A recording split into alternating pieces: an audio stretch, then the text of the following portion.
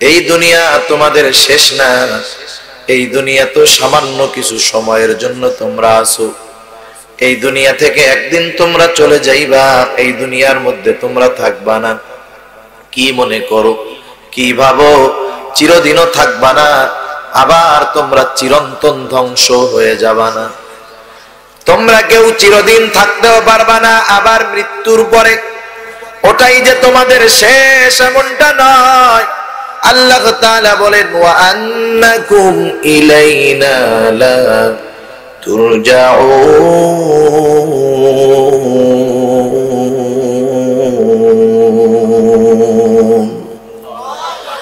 আল্লাহ রাব্বুল আলামিন বলেন তোমরা পুনরায় আমি আল্লাহর কাছে ফিরে আসবা, আমার দিকে তোমরা প্রবর্তিত হইবা। আমি আল্লাহ বেহুদা তোমাদেরকে সৃষ্টি করি নাই, তাহলে আল্লাহ তাআলার কাছে ফিরে যাব। এই যে 60 বছর 70 বছর 80 বছর 90 বছরের হায়াত, এটা কিন্তু খুবই অল্প সময়, খুবই কম সময়। আমরা রূহের জগতে কত বছর অতিক্রম করেছি এটা আল্লাহই ভালো জানে। আবার মৃত্যুর পর আলমে বারজাখে কত বছর থাকবো আল্লাহই ভালো জানে। আর যখন জান্নাত অথবা জাহান্নাম, কেউ যখন চিরস্থায়ী জান্নাতি হবে, কেউ চিরস্থায়ী জাহান্নামী হবে, ওই জান্নাতে যাবে, শুরু হবে কিন্তু শেষ হবে না। জাহান্নামী চিরস্থায়ী জান্নাতে প্রবেশ করবে, শুরু হবে কিন্তু তার জাহান্নামের পোগা শেষ হবে না। এর মধ্যেই অল্প কিছু সময়ের জন্য আল্লাহ দুনিয়ায় আমাদেরকে পাঠাইলেন, কিন্তু দুনিয়ার সময়টা কম, কিন্তু এই দুনিয়ার সময়টা সবচাইতে মূল্যবান। সবচাইতে মূল্যবান সময় হলো দুনিয়ার জিন্দেগি। আর এই দুনিয়ার জিন্দেগি আমরা সবচেয়ে হেলায় ফেলায় কাটায় দেই। নামাজের খবর নাই, নেক কাজের খবর নাই।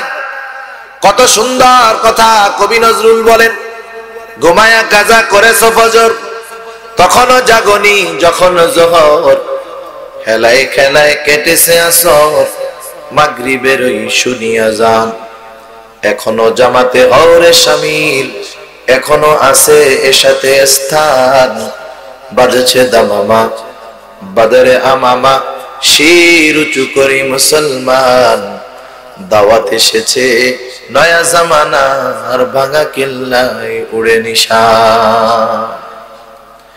দিনের পর দিন তো চলে যায়, বয়স বাড়ে না বরং বয়স কমে, ঠিক না?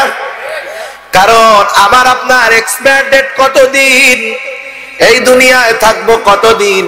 আল্লাহ তাআলা মায়ের গর্ভে যখন আসছি প্রাণ দিয়েছেন, এক্সপায়ার ডেটও লাগায় দিছে। কয়দিন দুনিয়ায় আমি থাকবো, আপনি থাকবেন, আমরা থাকবো, প্রত্যেকের জন্য নির্ধারিত সময় আছে না নাই? এমন হবে না আমার বড়টা আগে যাবে এরপরে আমি, তারপরে ছোটটা, না না, বরং কে কোন সময় দুনিয়া থেকে যাবে হায়াত লিমিটেশন করা আছে। আল্লাহ তাআলা জানায় দেন ওই সময় যখন আসবে, ওই সময়ের আগে সুস্থ থাকলেও অসুস্থ থাকলেও মরবা না। ওই সময় যখন চলে আসবে, যত সুস্থ থাকো এই দুনিয়ায় থাকতে তুমি পারবা না। আল্লাহ তাআলা বলেন ফাইদা জাআ আজালুহুম লা ইস্তাখিরুনা সাআতান ওয়া লা ইস্তাকদিমুন। আল্লাহ তাআলা জানায় দিয়েছেন এক মুহূর্ত বিলম্ব হবে না, এক মুহূর্ত আগেও হবে না। হায়াত তো লিমিটেশন দিয়ে আল্লাহ পাঠায় দিলেন এই দুনিয়ায়, কিন্তু এই অল্প হায়াতের বড় দাম, বড় দাম। কারণ এই হায়াতের জিন্দেগি, এই সময়টার ভিতরেই নির্ধারণ হবে কে আখিরাতে সফল, কে আখিরাতে বিফল। সেই জন্য এই সময়টার বড় দাম। বালেগ হওয়ার পর থেকে নিয়ে মৃত্যু পর্যন্ত, বালেগ হওয়ার পর থেকে নিয়ে মৃত্যু পর্যন্ত এই সময়টার বড় দাম। এই সময় যার আমল যেমন, তার সাথে মৃত্যু পরবর্তী ফয়সালাও হবে তেমন।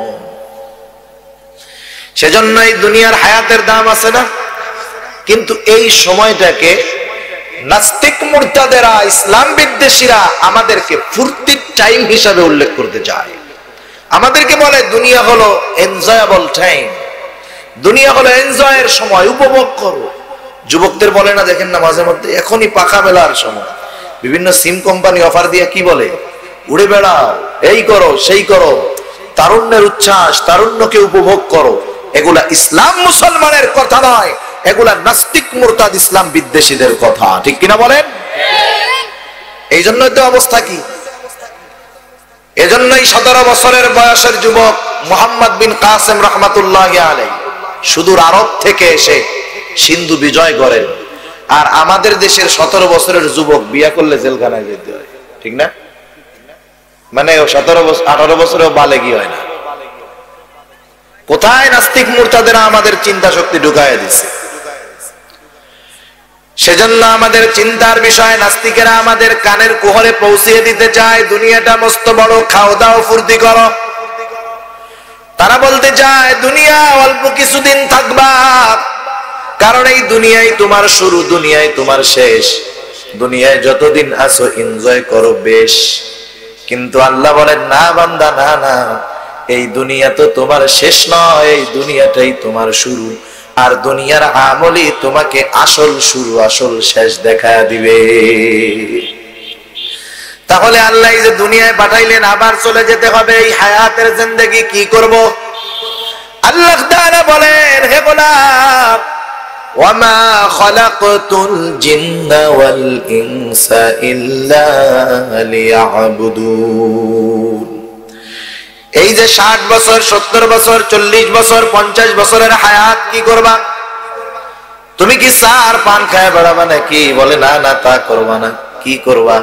শুনে রাখো, ফিরে তো যাবাই, কিন্তু এই সময়টাতে তোমার কাজ কি? আল্লাহ বলেন, আমি মানুষ এবং জিনকে সৃষ্টি করেছি আমি আল্লাহর দাসত্ব করার জন্য, ইবাদত করার জন্য। কার ইবাদত? জোরে বলে, আল্লাহর ইবাদত। আমাদের পরিচয় হলো আমরা আল্লাহর গোলাম। আমরা কি? আল্লাহর গোলাম। চাকর আর গোলাম কি এক নাকি? চাকর এক শব্দটা জিনিস কি এক? অনেক তফাৎ। আমরা আল্লাহর চাকর না, আমরা আল্লাহর গোলাম। চাকর হলো যদি কেউ কোনো জায়গায় চাকরি করে, সে ওই লোকের চাকর, সোজা কথায়। চাকুরি মানে কি?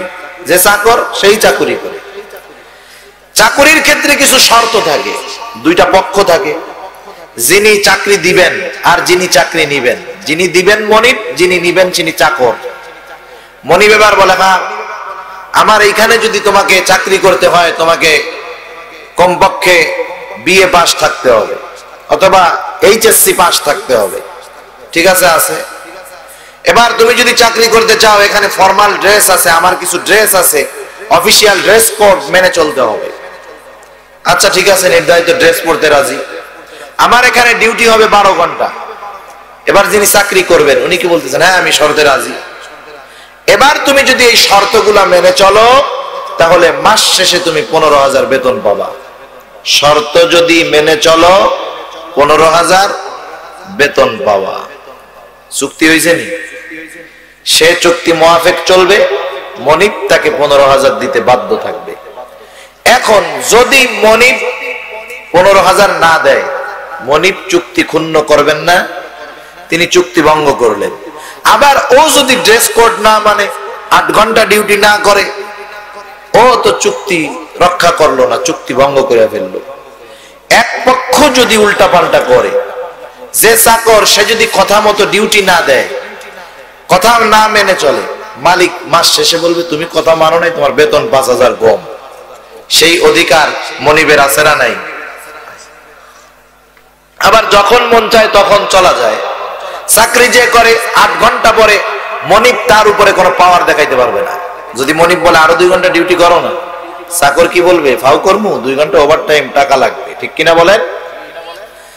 তাহলে চাকর আর মনিবের সাথে বিনিময়ের শর্ত থাকে, কিন্তু গোলাম আর মনিবের মধ্যে কোনো বিনিময় নাই, চুক্তি নাই। গোলামকে একবার বাজার থেকে কিনে আনা হয়, এরপরে গোলামের ইচ্ছাটার মালিক ওই মনিব। ওই গোলাম ইচ্ছা মতো বিবাহ করতে পারে না, ওই গোলাম ইচ্ছা মতো পোশাক পরতে পারে না। ওই গোলামকে যদি মনিব বলে, গোলাম শীতের মধ্যে বাহিরে দাঁড়ায় থাকবি, গোলামের এই কথা বলার অধিকার নাই। ও মনিব, বাইরে দাঁড়ায় থাকতে রাজি আছি, 500 টাকা দিতে হবে, এ কথা বলার কোনো অধিকার নাই। মনিব তাকে যা বলবে বিনা শর্তে বিনা তর্কে সে মানতে বাধ্য। যেই গোলাম মনিবের আদেশ এইরকম বিনা শর্তে বিনা যুক্তিতে বিনা তর্কে মানবে, ও হলো প্রকৃত গোলাম, ও হলো খাঁটি গোলাম। আমরা দুনিয়ার কোন মানুষের গোলাম না। গোলাম কার? আওয়াজ দিয়া বলেন। সৃষ্টিকর্তা যিনি, গোলামি করব তার। স্রষ্টা যিনি, ইবাদত হবে তার। আল্লাহ তাআলা আমাদেরকে সৃষ্টি করেছেন বিদায় আমাদেরকে গোলামিতে বাধ্য করার 100% অধিকার তার আছে, ঠিক কিনা বলেন? সেজন্য আল্লাহ তাআলা বলেন, ও আমার বান্দারা, আমি তোমাদেরকে সৃষ্টি করেছি আমার ইবাদতের জন্য, গোলামি করার জন্য। কিন্তু শুনে রাখো, যখন তুমি যথারীতি ভাবে সুন্দরভাবে গোলামি করবা, উল্টা পাল্টা করবা না, তোমার গোলামি যখন ঠিক থাকবে, তোমার সাথে আমার সম্পর্কটা আরো বেড়ে যাবে। আমি আল্লাহ তোমাকে গোলাম থেকে বন্ধু বানায় নিব। তার মানে আল্লাহর গোলামি যথাযথভাবে করলে আল্লাহর বন্ধু হওয়া যায়। বলেন তো, আল্লাহর বন্ধু যে হয়ে যায় তার কোনো ভয় চিন্তা আছে নাকি? আপনাদের এলাকার এমপি সাহেবের বন্ধু যিনি, তার কোনো টেনশন নাই, ভয় নাই। আল্লাহ বলেন, গোলাম রে, তুমি তো গোলামি করতে করতে আমার বন্ধু, আমার ওলি হয়ে গেছো। আর দুনিয়ার মানুষ জেনে নাও আমার বন্ধু কারা, তাদের অবস্থা কি। আল্লাহ বলেন, আলা ইন্না আউলিয়া আল্লাহি লা খাউফুন আলাইহিম ওয়ালা হুম ইয়াহজানুন। আল্লাহ তাআলা বলেন, যারা আমার ওলি, যারা আমার বন্ধু, ইন্না আউলিয়া আল্লাহ, নিশ্চয়ই যারা আল্লাহর ওলি, আল্লাহর বন্ধু, লা খাউফুন আলাইহিম ওয়ালা হুম ইয়াহজানুন। আল্লাহর ওলি যারা, আল্লাহর বন্ধু যারা, তারা তাদের ভয়ও নাই, চিন্তাও নাই। মুফাসসিরিন ইকরাম বলেন, ফিদ দুনিয়া ওয়াল আখিরাহ, আল্লাহর ওলি যারা, আল্লাহর বন্ধু যারা, তাদের দুনিয়ায়ও ভয় নাই, আখিরাতেও ভয় নাই। দুনিয়ায়ও চিন্তা নাই, আখিরাতেও চিন্তা নাই। আল্লাহর বন্ধু হওয়ার দরকার, মন চায় না সবার? আল্লাহ আমাদের সবাইকে আল্লাহর ওলি হিসেবে কবুল করুন। আল্লাহ তাআলা বলেন, ইবাদতের মাধ্যমেই ওলি হওয়ার নিকটবর্তী দ্বারা এটাকে স্বীকৃতি দিবে। মুখে যেটা বলছে অন্তরে সেটা রাখবে, সমন্বয় ঘটাবে। আল্লাহ তাআলাকে বিশ্বাস করে, মুখে আছে অন্তরে নাই, তাহলে হবে মুনাফিক। নবীকে নবী মানে, মুখে বলে অন্তরে নাই, তাহলে হবে মুনাফিক। এখন আল্লাহকে আল্লাহ বলে মানে, নবীকে নবী বলে মানে, এর চূড়ান্ত প্রমাণ দিতে হবে আমাল বিল আরকান। ভালো কাজের মাধ্যমে প্রমাণ দিতে হবে যে আমি পাক্কা ইমানদার। কথা বুঝেন নাই? তাহলে আমরা তো আল্লাহর রহমতে সবাই ইমানদার, মুখেও বলি অন্তরেও বলি। কাজে প্রমাণ দেওয়ার দরকার, আসলেও ইমানদার কিনা, আসলে আমার ইমানের মধ্যে পরিপূর্ণতা আছে কিনা। মানুষের কর্ম, মানুষের আমল তার ইমান কেমন এর প্রমাণ দিয়ে দেয়। কথা বুঝতে পারেন নাই? সেজন্য নেক আমল খুব গুরুত্বপূর্ণ। নেক আমল ছোট হোক, কিন্তু যখন সুন্দর হবে, ইখলাসওয়ালা হবে, এটার দাম অনেক। এজন্য রাসূলুল্লাহ সাল্লাল্লাহু আলাইহি ওয়াসাল্লাম বলেন, আখলিস দীনাকা ইয়াকফিকাল আমালুল কলিল। তোমার ঈমান খাঁটি করো, তোমার নিয়ত পরিশুদ্ধ করো, অল্প আমল নাজাতের জন্য যথেষ্ট হয়ে যাবে। রাসূলুল্লাহ সাল্লাল্লাহু আলাইহি ওয়াসাল্লাম বলেন, যখন কোন মানুষ ভালোভাবে ঈমান আনে, ইসলামের মধ্যে অন্তর্ভুক্ত হয়ে যায়, ফাকুল্লু হাসানাতিন ইয়ামালুহা, প্রত্যেকটা আমলের বিনিময়ে সে যেটা করে তার আমলটা 10 থেকে 700 গুণ পর্যন্ত বাড়ায় দেওয়া হয়। সওয়াবের পরিমাণ আল্লাহ তাআলা 10 থেকে 700 গুণ পর্যন্ত বাড়ায় দেয়, যদি ইখলাস ওয়ালা আমল হয়। আর যদি ইখলাসবিহীন আমল পাহাড় পরিমাণও হয়, ওই আমল নাজাত তো দিতে পারেই না, বরং ওই লোক দেখানো আমল তার জাহান্নামে যাওয়ার কারণ হয়ে যায়। রাসূলুল্লাহ সাল্লাল্লাহু আলাইহি ওয়াসাল্লাম জানায় দেন, কিয়ামতের দিন সর্বপ্রথম আল্লাহ তাআলা তিন শ্রেণীর মানুষকে হিসাবের জন্য ডাকবে। তিন শ্রেণীর মানুষ আল্লাহর দরবারে হিসাবের জন্য প্রথম উপস্থিত হবে। এক নাম্বার, আল্লাহ তাআলা একজন শহীদকে আহ্বান করবে, ডাকবে। শহীদ রক্তাক্ত অবস্থায় আল্লাহ তাআলার সামনে উপস্থিত হয়ে যাবে। তার ওই অবস্থা দেখে আল্লাহ তাআলা জিজ্ঞাসা করবে, আমার গোলাম তোমার এই পরিণতি কেন, এই অবস্থা কেন? রক্তাক্ত শহীদ আল্লাহর কাছে বলবে, আল্লাহ আপনার দ্বীন আপনার জমিনে কায়েম করতে গিয়ে কাফেরদের বিরুদ্ধে যুদ্ধ করতে করতে জীবনটা দিয়ে দিয়েছি। আল্লাহ তাআলা বলবেন, বান্দা কেন তুমি যুদ্ধ করছো? জীবন দিয়েছো বুঝলাম, কিন্তু কোন উদ্দেশ্য ছিল তোমার? লোকটা এবার বলবে, আল্লাহ আমি শুধুমাত্র আপনার সন্তুষ্টির জন্য জিহাদ করেছি। বলেন তো আল্লাহ তাআলা আমার আপনার হৃদয়ের খবর জানেন কি জানেন না? জানেন তো? পাশে শুয়ে থাকলে স্ত্রীও জানে না, আমার অন্তরের খবর কেউ জানে না। জানে কে? আল্লাহ রাব্বুল আলামিন সব জানেন। আল্লাহ তাআলা বলেন, কুল ইন তুখফু মা ফি সুদুরিকুম আও তুবদুহু ইয়ালামুল্লাহ। আল্লাহ তাআলা বলেন, নবীকে আপনি বলে দেন কোনটা তোমরা লুকাও, কোনটা গোপন করো, কোনটা প্রকাশ করো, দুনিয়ার কেউ জানে না, কিন্তু আল্লাহ তাআলা জানেন। আল্লাহ তাআলা হলেন সর্বশ্রোতা, আল্লাহ হলেন সর্বদ্রষ্টা। আমরা শ্রোতা, আমরা দ্রষ্টা, ঠিক আছে, কিন্তু আল্লাহ হলেন সর্বশ্রোতা, আল্লাহ হলেন সর্বদ্রষ্টা। আল্লাহ সুবহানাহু ওয়া তাআলা কেমন দেখা দেখেন, আল্লাহ কেমন শোনা শোনেন। আল্লাহ তাআলা কেমন দেখা দেখে, আমাদের দেখার সীমাবদ্ধতা কত বেশি, অকল্পনীয় বেশি। আমি আপনাদের দিকে তাকায় আছি, সামনে বরাবর এই দেখতেছি, ডাইনে বামে এতটুকু খেয়াল করা যায় না। যদি ভালোভাবে একজনের দিকে নজর দেই, পাশের জনের প্রতিও নজর দেওয়া যায় না। ডাইনে দেখি না, বামে দেখি না, উপরে দেখি না, পিছে দেখি না, বেশি দূরে দেখি না, বেশি কাছেও দেখি না। বেশি কাছে দেখা যায়নি? আপনারা যদি এটা দিয়ে আপনি পড়েন, কেমনে পড়বেন? এই যে পড়েন, কিয়ামত পর্যন্ত পড়তে পারবেন। বেশি কাছেও দেখি না, বেশি দূরেও দেখি না, রাতের আধারে দেখি না। আবার যদি অতি আলো চোখে পড়ে দেখা যায়, লাইট দুইটা চোখের দিকে মেরে দিছে, কিছু দেখবেন সামনে? কিছু দেখা যাবে না। অতি আলোতে দেখা যায় না, আধারে দেখা যায় না। আল্লাহ তাআলা কেমন দেখা দেখে, যদি আমাবস্যার কালো রাত্রে কালো কুচকুচে পাথরের উপরে একটা কালো পিঁপড়াও চলে, আল্লাহ রব্বুল আলামিন ওই কালো পিঁপড়াটাকে স্পষ্ট ভাবে দেখতে পায়। শুধু যে একটারই দেখে তা না, আল্লাহ তাআলা তার সব সৃষ্টিকে একত্রে একসাথে একই সময়ে সুন্দরভাবে দেখতে পায়। আল্লাহ তাআলা কেমন শোনা শোনেন। আমাদের শোনার একটা লিমিটেশন আছে, অতি ক্ষুদ্র আওয়াজ শুনি না, আবার অতি বেশি আওয়াজও মানুষ কিন্তু শুনতে পারে না। অতি বেশি আওয়াজও শুনি না, অতি অল্প আওয়াজও শুনি না, আবার দূরেরটা শুনি না। কাছে যদি মুখের সাথে নাকের সাথে মুখ মিশায় জোরে বলে তাও শুনি না।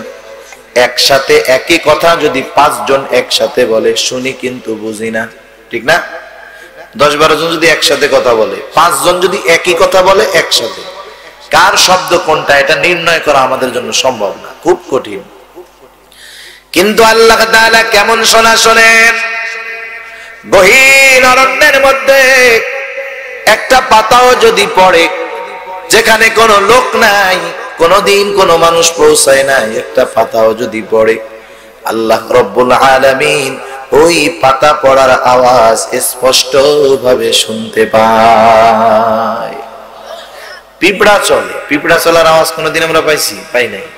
এমন এমন ক্ষুদ্র প্রাণী আছে যেগুলো আমরা চোখ দিয়েই দেখতে পারি না, মাইক্রোস্কোপ দিয়ে দেখতে হবে, অনুবীক্ষণ যন্ত্র দিয়ে দেখতে হবে, তাহলে দেখবো যে পোকা এটা বেড়াইতেছে।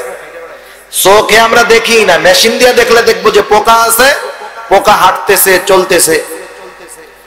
অত ক্ষুদ্র পোকা যেটা আমরা দেখি না, ওই পোকাটা যখন জমিনে চলে, ওটা চলার জন্য আওয়াজ হয়। ওই আওয়াজ দুনিয়ার মানুষ মেশিন লাগায় শুনতে পারবে না, কারণ দেখেই তো না। আমার আল্লাহ ওই আওয়াজটাও শুনে, সুবহানাল্লাহ বলে। সারা দুনিয়ায় 700 কোটি মানুষ, 700 কোটি মানুষ যদি একই সাথে এট এ টাইম একই সময় 700 প্রকারের কথা বলে, একজন যে দুইজন যে একই রকমের কথা তা না, 700 কোটি মানুষ 700 কোটি প্রকারের কথাও যদি বলে, আমার আল্লাহ একসাথে এই 700 কোটি মানুষের কথা শুনেন, কথা বুঝতেও পারেন, কি বলেছি এর জবাবও আল্লাহ তাআলা দিতে পারে। এমন শ্রোতা দুনিয়ার কারো দ্বারা হওয়া সম্ভব? অসম্ভব, কল্পনা করাও কল্পনা করা যায় না। আল্লাহ তাআলা হলেন এমন শ্রোতা, এমন দ্রষ্টা। আমার হৃদয়ের গহীন কোণে কি আছে দুনিয়ার কেউ জানে না, আল্লাহ জানেন। দুনিয়ার কেউ শোনে না, আল্লাহ তাআলা শোনেন। যেই কথা আমি আমার কল্পনার মধ্যে এনেছি, শব্দ আকারে বের করি নাই, ওই কল্পনার কথাটাও আমার আল্লাহ স্পষ্ট ভাবে শুনতে পায়। আল্লাহ তাআলা বলবেন, ও আমার গোলাম, আমি আল্লাহ তোমার অন্তরের খবর জানি। তুমি আমি আল্লাহর সন্তুষ্টির জন্য জিহাদ করো নাই, তুমি জিহাদ করেছো যাতে করে দুনিয়ার মানুষ তোমাকে বীর বলে, দুনিয়ার মানুষ তোমার বীরত্বের প্রশংসা করে, দুনিয়ার মানুষ তোমাকে বাহাদুর বলে, তোমার সুনাম করে। ও আমার গোলাম, যে উদ্দেশ্যে তুমি জিহাদ করেছো দুনিয়ায় তুমি তা পেয়ে গেছো। আজকে আমি আল্লাহর তরফ থেকে তোমার জন্য কিছু নাই, তুমি চলে যাও, তোমার ঠিকানা হলো চিরস্থায়ী জাহান্নাম। দ্বিতীয়তে আল্লাহ রাব্বুল আলামিন একজন দানবীরকে ডাকবে। আল্লাহ তাআলা জিজ্ঞাসা করবে, ও আমার গোলাম, এত কষ্টের উপার্জিত সম্পদ তুমি কোন কাজে ব্যয় করছো? ওই লোকটা বলবে, আল্লাহ, আপনার দেওয়া সম্পদ আমি দ্বীনি কাজে ব্যয় করেছি। কারণ কিয়ামতের ময়দানে প্রতিটা বান্দাকে 5টা করে প্রশ্ন করা হবে। ওই 5টি প্রশ্নের একটি প্রশ্ন, বান্দা দুনিয়ায় কোন পদ্ধতিতে সম্পদ উপার্জন করেছো এবং এই উপার্জিত সম্পদ তুমি কোন ভাবে ব্যয় করেছো। জিজ্ঞাসা করবে না আল্লাহ? জবাব যদি দিতে হয় আমাকে, তাহলে বালিশ কি জানি বালিশ দুর্নীতি যারা করছে, সম্পদের দুর্নীতি যারা করছে, গরিবের টাকা যারা মাইরা খাইছে, এদের কি অবস্থা হবে চিন্তা করে দেখেন। আল্লাহ তাআলা জিজ্ঞাসা করবেন, আমি আল্লাহ তোমাকে সম্পদ দিয়েছি, এই সম্পদ তুমি কোন কাজে ব্যয় করছো? ওই লোকটা বলবে, আল্লাহ, আপনার দেওয়া সম্পদ আমি যাকাত দিয়েছি। আপনার দেওয়া সম্পদ, যার ঘর নাই তাকে আমি ঘর বানায় দিয়েছি। আয় আল্লাহ, যার খাবার নাই খাবার কিনে দিয়েছি। আল্লাহ, আয় আল্লাহ, যার পোশাক নাই পোশাক কিনে দিয়েছি। আল্লাহ তাআলা বলবে, আমার গোলাম, এত কষ্টের উপার্জিত সম্পদ কোন উদ্দেশ্যে ব্যয় করেছো? ওই লোকটা বলবে, আল্লাহ, আমি সম্পদ ব্যয় করেছি আপনার সন্তুষ্টির জন্য। আল্লাহ তাআলা বলবে, না না গোলাম, না না, তুমি আমি আল্লাহর সন্তুষ্টির জন্য ব্যয় করো নাই, দান করো নাই, সাদাকা করো নাই। তুমি দান করেছো যাতে করে দুনিয়ার মানুষ তোমাকে দানবীর বলে। তুমি দান করেছো যাতে করে দুনিয়ার মানুষ তোমাকে সমাজ সেবক বলে। তুমি দান করেছো যাতে করে দুনিয়ার মানুষ তোমাকে গরিবের বন্ধু বলে। তুমি দান করেছো যাতে মানুষ তোমাকে বাহবা দেয়। ও গোলাম, তুমি যে উদ্দেশ্যে দান করেছো দুনিয়ায় তুমি তা পেয়ে গেছো। আজকে আমি আল্লাহর তরফ থেকে তোমার জন্য কিছু নাই, তুমি চলে যাও, তোমার ঠিকানা হলো চিরস্থায়ী জাহান্নাম। আল্লাহ তাআলা তৃতীয়তে একজন আলেম অথবা একজন কারিকে ডাকবেন। আল্লাহ তাআলা জিজ্ঞাসা করবে, ও আমার আলেম, এত কষ্ট করে কেন ইলম শিখছো? ও আমার গোলাম, এত কষ্ট করে কেন কোরআন শিখেছো?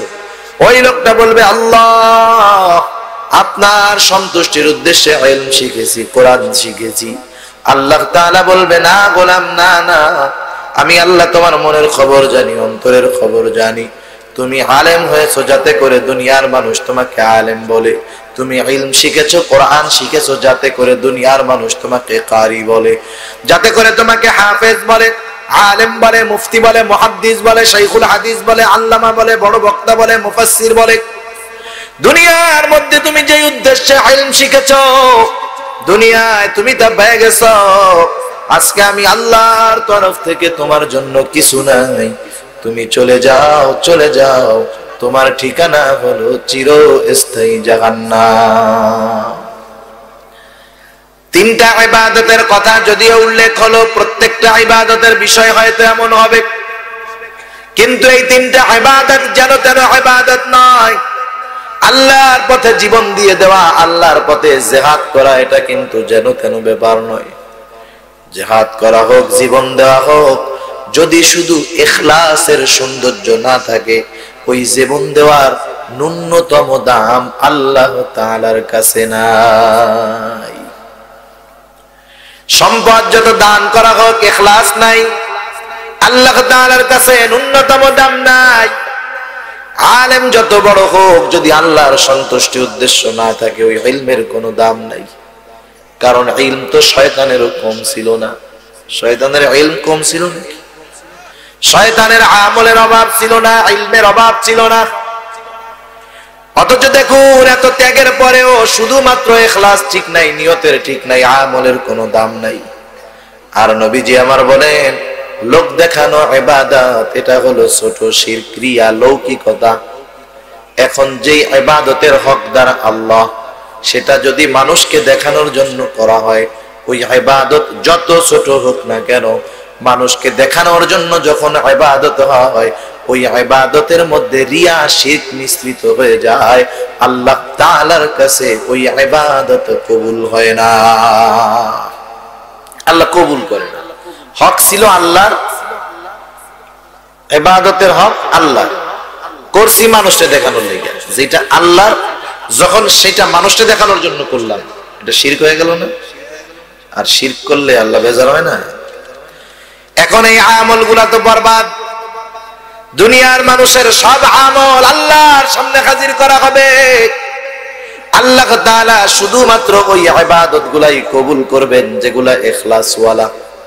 আল্লাহ তাআলা বলেন, ওয়াকাদিমনা ইলা মা আমিলু মিন আমালিন ফাজআলনাহু হাবাআন মানসুরা। আল্লাহ তাআলা শুধু ইখলাস ওয়ালা আমলগুলা কবুল করবেন, বাকিগুলারে নিশ্চিহ্ন করে দিবেন। কেমন জানি সে কোনো আমলই করে নাই, আল-হাবাউল মানসুরে আল্লাহ পরিণত করে দিবেন, নিশ্চিহ্ন ধুলায় পরিণত করে দিবেন। এমন ধুলিকণায় আল্লাহ পরিণত করবেন যেটা চোখেই দেখা যায় না। এই জায়গায় কিন্তু অনেক ধুলাবালি উঠতেছে, কিন্তু আমরা দেখি না। দেখা যায়? বাড়িতে টিনের ঘর আছে না আপনাদের? টিনের ঘর যখন সূর্য একবারে মাথার উপরে থাকে, টিনের চালে যদি কোনো ছিদ্র থাকে, ঘরের দরজা জানালা যদি আটকানো থাকে, সূর্যের আলো যখন টিনের ছিদ্র দিয়ে ভিতরে ঢোকে, দেখছেন আলোর দাগ দেখা যায় না? ওই আলোর মধ্যে কি দেখা যায়? ধুলা আর ধুলা। অথচ এমনি সময় কি পরিষ্কার ফকফকা, কিন্তু যখনই আলোর প্রভাব পড়ছে, আলোর রশ্মি পড়ছে, দেখা যায় রে আল্লাহ, এদিকে ময়লা ছাড়া দেখে কিছুই নাই, এই জায়গা দেওয়া হয়েছে, এগুলো আমরা চোখে দেখতে পাই না। এমন নিশ্চিহ্ন আল্লাহ করে দিবে, ওরা আমল করেই নাই। তাহলে শিরক মিশ্রিত আমল বাতিল করে দেওয়া হলো। ইবাদত করার কথা আল্লাহর জন্য, কিন্তু মানুষকে দেখানোর জন্য করলো, শিরকের অপরাধ হলো। তার মানে আমল না করার পরেও অপরাধী বলে সাব্যস্ত হলো। আমল বাতিল, শিরকের কারণে শাস্তি হয়ে যাবে তার জাহান্নাম। সব আমল নেক আমল না, সব নামাজ আমলে সালেহ না, সব রোজা আমলে সালেহ না, সব দান সদকা আমল হতে পারে, কিন্তু সব দান সদকা আমলে সালেহ না। আমলে সালেহ আর খালি আমল তফাৎ আছে। সব যেটা করব সেটাই আমল, যা করব সেটাই আমল, কিন্তু আমলে সালেহ হলো সেটা যেটার মধ্যে ইখলাস আছে, আল্লাহর সন্তুষ্টি আছে, রাসূলের তরিকা আছে। সুবহানাল্লাহ।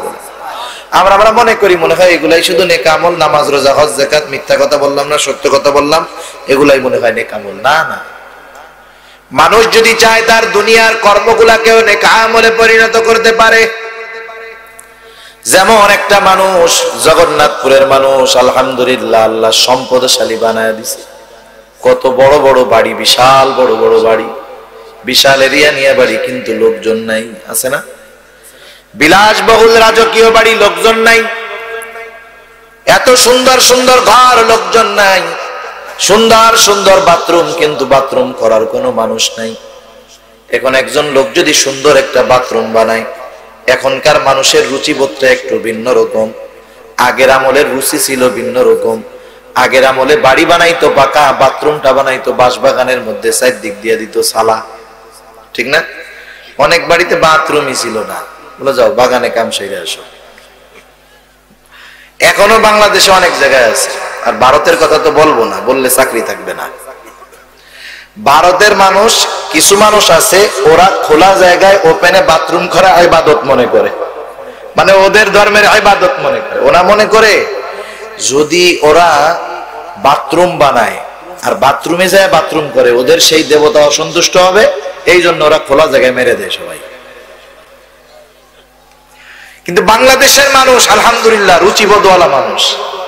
আগে বাথরুম দূরে বানাইতো, নরমাল ছিল, কিন্তু এখন ঘর নরমাল হোক, মাগার বাথরুম সেই ফিটিং স্টাইলস স্পেশাল, ঠিক না? 2 লাখ টাকা খরচ করে বাথরুম বানাইলো, ভালো কথা। কোন কারণবশত মনে করেন ওই বাথরুমের মধ্যে ওই লোকটা কোনোদিন বাথরুম করে নাই, বলেন তো? বাথরুম বানালো কিন্তু সে নিজে বাথরুম করে নাই। এই কারণে কি কিয়ামতের ময়দানে আল্লাহ জিজ্ঞাসা করবে নাকি, বাথরুম বানাইলি আর বাথরুম করলি না কেন, তোর শাস্তি আছে? আল্লাহ বলবে। আবার যদি প্রতিদিন 3 ঘন্টা বাথরুম করে, ওর জন্য সওয়াব আছে, সওয়াবও নাই গুনাহও নাই। কিন্তু এই কাজটা আমল হতে পারে কেমনে? সকাল বেলায় ঘুম থেকে উঠে গেছে আল্লাহর গোলাম, ঘুম থেকে উঠছে, মসজিদ থেকে আজানের আওয়াজ, চিন্তা করলো বাথরুমে যাইতে হবে। আমাদের ইমাম সাহেব যে লম্বা কেরাত করে, নামাজের মধ্যে যে কোনো টাইমে চাপ দিয়ে বসতে পারে, তখন আমার নামাজ পড়ায়, কেরাত শ্রবণ করা একটু ব্যাঘাত ঘটতে পারে। তাইলে একটু বাথরুমে গিয়া প্রস্রাব বা জরুরি হাজত থাকলে সারার দরকার, এই নিয়ত কইরা বাথরুমের দিকে অগ্রসর হলো। বাথরুমের মধ্যে যাওয়ার সময় মাথাটা টুপি দিয়া হোক, মাথাটা কোনো কাপড় দিয়ে হোক, গামছা দিয়ে হোক ঢেকে নিল। আমাদের দেশে সব জায়গায় না, কিছু কিছু জায়গায় আপনি যদি টুপি মাথায় দিয়া বাথরুমে যাইতে যান, তাই না ধরবে, হায় হায় আস্তাগফিরুল্লাহ করে কি, টুপি মাথায় দিয়ে কি বাথরুমে যায়? যেটা মাথায় দিয়ে নামাজ পড়ে, এটা মাথায় দিয়ে আবার বাথরুমে যাইতেছে। মূল উদ্দেশ্য হলো মাথা ঢেকে রাখতে হবে, কথা বুঝেন না? মাথাটা ঢাকা হলো, এটা নবীজির সুন্নাত। সুন্দর মতো বাথরুমে ঢোকার আগে দোয়া পড়লো, দোয়া পড়ার পর বাম পা দিয়ে বাথরুমের মধ্যে ঢুকে গেল। ঢিলা কুলুক বা টিস্যু যেটা ব্যবহার করার উপযোগী সেটা হাতে নিয়ে নিল। এবার বাথরুমের মধ্যে যায় সুন্দর মতো আস্তে আস্তে করে জরুরত সারলো। আবার আমাদের দেশে কিছু মানুষ আছে, চারদিকে দেয়াল, বাথরুমের মধ্যে যায় সুন্দর মতো গান গায়, কম্পিটিশন হয়, ইন্টারন্যাশনাল টয়লেট সিঙ্গার, আন্তর্জাতিক বাথরুম সিঙ্গার কম্পিটিশন, মানে বাথরুমের মধ্যে কে কত ভালোভাবে গান গাইতে পারে। আর ইউরোপ আমেরিকান যারা মুসলিম না, যারা নন মুসলিম, এদের কালচার হলো ওরা সকালের ব্রেকফাস্ট কমোটে বসে আগে আর খাওয়া শেষ করে বাথরুমের মধ্যে বসে, পত্রিকা পড়াও শেষ হয়ে যায়, কাম করে পত্রিকা পড়ে, নাইলে চা খায়, নাইলে ব্রেকফাস্ট করে। আর আমাদের বাঙালিরা কি খায় গন্ধ, কি খায়? বিড়ি খায়। বাঙালি খায়, তোরা ওইটা খা, আমরা এটা খাবো। বাঙালির করোনা হয় না, খালি খেলি। সিলেটের একজনটা জিজ্ঞাসা করতে, যখন চলতেছে খুব করোনা, এক মহিলা, সহজ সরল মহিলা, তো জিজ্ঞাসা করতে, মাস্ক লাগাও না কেন? আমরা ফান খাই, আমরা করোনা মরনা এটা হইতো না। মাস্ক ইয়াকিন আছে। আর একজনে জিজ্ঞাসা করছে, এই তোমার মাস্ক, মাস্ক খিতা, মাস্ক কি চিনে না? এটা আল্লাহর প্রতি এক ধরনের আস্থা, যেগুলো আমগর কিছু হবে না। আল্লাহ তাআলা বাংলাদেশের মানুষ, পরিশ্রমী মানুষ, গরিব মানুষ, আল্লাহ হেফাজত করছে। চিন্তা করেন, লন্ডনের মতো জায়গায়, ইংল্যান্ডের মতো জায়গায় কি অবস্থা এখন জানি না, অবস্থা মানে এখনো খারাপ। কিছুদিন আগেও, 1 সপ্তাহ হয় নাই, প্রতিদিন প্রায় 2000 মানুষ মারা গেছে। কত পরিচ্ছন্ন, কত সচেতনতা, শারীরিক দূরত্ব, সামাজিক দূরত্ব, হ্যান্ড স্যানিটাইজার, মাস্ক সব আছে। বাঙালির কি এর মাস্ক মুস্ক, আল্লাহ তাআলা হেফাজত করছে। এখন এই বাথরুমের মধ্যে যাবে, মাথাটা ডাকবে, মাথা ডাকা সুন্নাত।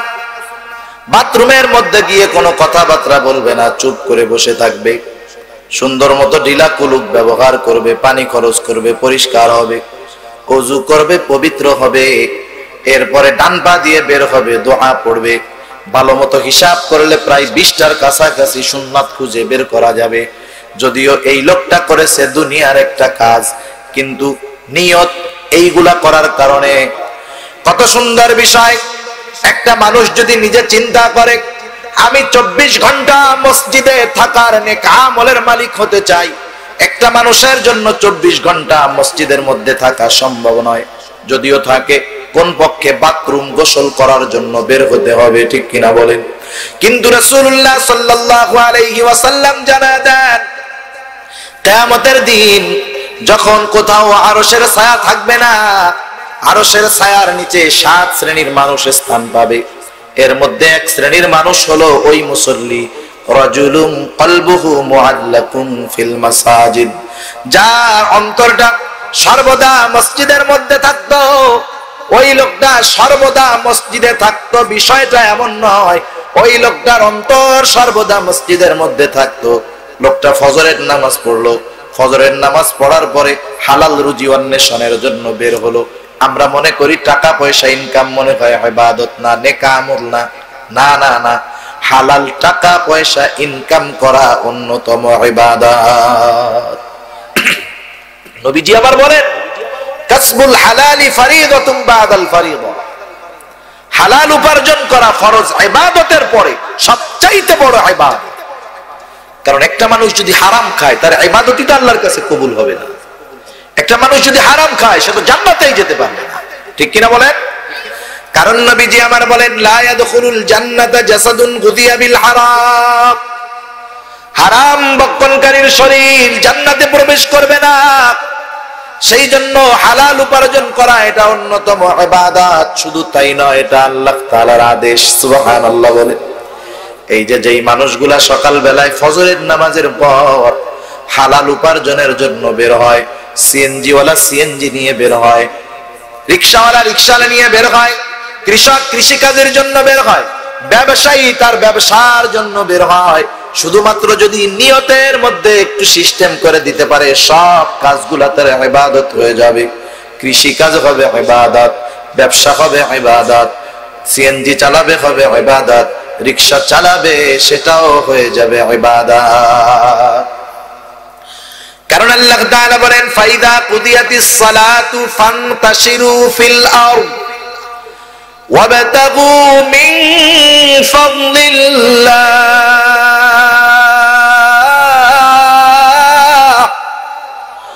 আল্লাহ রাব্বুল আলামিন বলেন, সালাত শেষ করার পরে অধিকাংশ মুফাসসিরিন কেরাম বলেন ফজরের সালাত, ফাইদা কুদিয়াতিস সালাত, যখন নামাজ শেষ হবে, ফান্তাশিরু ফিল আরদ। আল্লাহ তাআলা এটা বলেন নাই ফজরের নামাজ শেষ কইরা জোহর পর্যন্ত মসজিদে নামাজের জন্য বসে থাকবা।